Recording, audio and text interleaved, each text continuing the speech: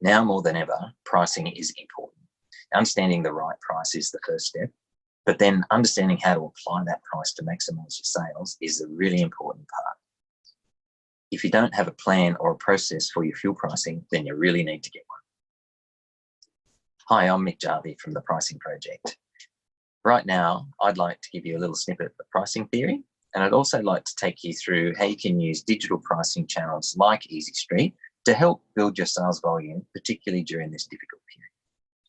First of all, a short piece of pricing theory with the help of a diagram that I'll bring up on the screen right now. So let's now start with a little bit of pricing theory. This matrix here represents what I think are the major influences over sales volume given a particular competitive situation. Now, those two major impacts are the value proposition and the competitive intensity. Look at the value proposition. This includes the overall customer experience, including the location, the offer at the location, the facilities that are present, the customer service, and things like cleanliness. And in terms of competitive intensity, these are number of competitive sites and the type of those competitor sites as well. Let's assume that all competitor prices are the same. And if you happen to fit into the top left box there, high value proposition and low competitor intensity, then you could expect to have above average sales volume as a result. Alternatively, if you fit into the bottom right category, where you have a low value proposition and high competitor intensity, you might well expect to have lower sales volume as a result. In fact, the higher you move above the diagonal, the bigger impact on your sales volume, and the lower you move below the diagonal, the bigger negative impact on your sales volume. Here, you can imagine lowering your price would certainly improve sales performance, and considerably so in many situations. But as you lower the price, you really need to be aware of your margins and be able to manage that carefully. So now you know where you sit on the matrix. What are you going to do about it? I'm going to talk to you here about managing a digital price or a digital offer as opposed to your board price. I've recorded a separate segment on board prices, so you can look that up if you're interested as well. Now, setting the optimal board price is really tricky. Say, for example, that you wanted to lower your price to increase your sales volumes to get to that optimal point where you're maximizing the dollar return. That's not always possible, particularly where you've got quite dynamic price cycles in major cities. For example, if you were to put a discount on your board, then it's highly likely you'd be matched within an instant. So that's where digital channels like EzySt come in. Now you're able to have one price on your price board and an entirely different pricing strategy within a digital channel. You can build sales volume through a digital channel, at the same time manage a different board price to be able to balance out what is best for both environments. Suppose I wanted to encourage significant volume through my digital channel. I could set a much lower price, particularly certain times of the price cycle where my margin would allow. So I wouldn't necessarily have to change what I do on my board price, but certainly could set a much lower price in the likes of EzySt and have more customers and more volume come through that channel where I've still got quite an adequate margin. During the period where price cycles are quite high, it's often the case that volumes are quite low during that period. So this can help balance out volumes during those periods as well. There's a couple of ways that you could do this. It could be done on an ad hoc basis when the conditions are favourable to have significant discounts in a digital sense, but also they can be managed by pricing rules that reference margins and reference other competitor moves. So I'll take you through how that looks in EzySt and we'll walk through it. So here we are in EzySt and we're going to use the shell chroma again for this demonstration. So there's a really important difference between competitors in a digital sense and competitors in a physical sense. As you can appreciate, in a physical sense, there's lots of different ways that people will find a site, but primarily determined by traffic flow and roads. When you're talking about a digital channel, then it's particularly what people can see on the screen at the time. Okay, so if we look at the shell chroma here, We click on that tab and we get to see the board prices of the various grades available at that site. On the shop tab, there are convenience deals that are managed by the new Sunrise Group under the Enjoy Local brand.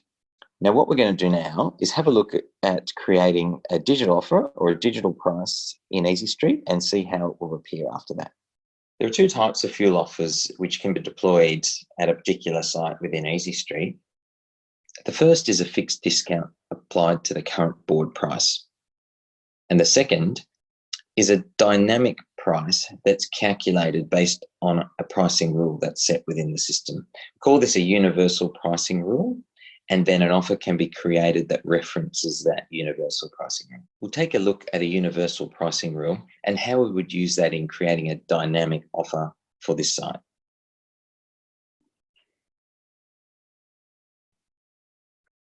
Okay, so I have 3 universal pricing rules set up on my account here. 2 of these are being used to determine preferred board prices, and the third one I've set up to determine a particular offer price. Now, let's go in and have a look at this one. So this offer price rule is specifying that I'd like to apply an 8 cents per litre discount lower than my competitors, but I want some guardrails in place, so I want to ensure a 5 cent per litre minimum margin. At the top of a particular price cycle, the price presented in EzySt might be 8 cents per litre lower than their competitors in my area. Now, as prices come down throughout that price cycle, that price may not be 8 cents per litre lower than my competitors. That discount may in fact reduce based on the minimum margin coming into play. We're able to also see the locations that this applies to, and as we haven't deployed this offer yet, there are no locations. The offers that it applies to, and this is one that I have set up in draft for us to take a closer look at. So we'll go and do that now. So in the offers tab, that same offer here is in draft. If we click on that to look at some more detail within it, I'll hit the edit button because that will show more in the fields. Here we put the name of the offer and any description that we'd like to include. The order of precedence allows you to set which order they appear in the EzySt screen. The retailer instructions allow you to put certain instructions there for the attendant to follow to process the offer. And you can also set a maximum amount of redemptions across any customer. The barcode field is where you load your own barcode. So this is one that's already recognized by your POS or one that you set up within your POS. The schedule section allows you to pick which day of the week a particular offer may appear and during what hours EzySt users will see the offer. So here we've got it set for 24 hours a day and 7 days a week. Start and end date can be set here. And now we move down into the actual offer parameters. So here's where we can choose whether it's a fixed discount, and this could be a 3-4 cent per litre discount. That can be cents per litre. You can set the discount amount there. But in this case, we want to look at the offer pricing rule. So this is going to refer to the universal pricing rule that we set earlier. Here, this is the one I'm talking about. And we want to compare that to competitors' ULP prices as well.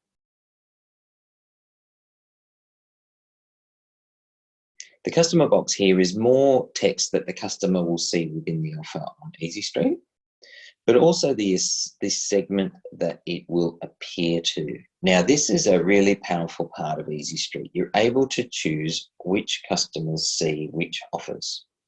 Now, in this case, I've just made up a test segment for this demonstration, but there are various parameters that you can use to segment how customers see your offers. We'll go into that in a different video. And here's where I would see all of the sites within my network, and this applies obviously to the Shell Chroma.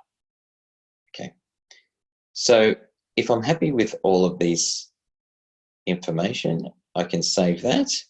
Alternatively, I can look at a preview and see how that will actually appear in EzySt. Okay, so I'm happy with that, and I'm now going to publish that offer. Yes, I'd like to publish. So that offer is now live, and it's going to be seen by any EzySt user that fits into the TPP test segment. If I go to my offers list, I can see that this ULP dynamic discounts is now published. So our rule specifies the price in EzySt to be 8 cents per litre lower than competitors. Now, if we go down here, we see the lowest competitor in ULP is United at DY at 113.5. So 8 cents below that is 105.5. But remember, we had the round up to 0.9 rule. So that's given us the 105.9 price here. So quite clearly now, the offer at the Shell Chroma stands out significantly better than the other surrounding competitors. Take a look at that in a bit more detail now, the various grades here that we looked at before, and now highlighted is the ULP with the offer price of 105.9. So when the customer arrives on site, they simply press the Redeem Deal button here, and that reveals a barcode that can be scanned at the POS. And that was the barcode that was entered when we set up that offer in the OfferScape interface. I really hope you found this helpful, and please feel free to contact me on mick.jarvie@ezyst.com.au. You can also register your interest at the following address, ezyst.com.au. Thanks for tuning in and take care.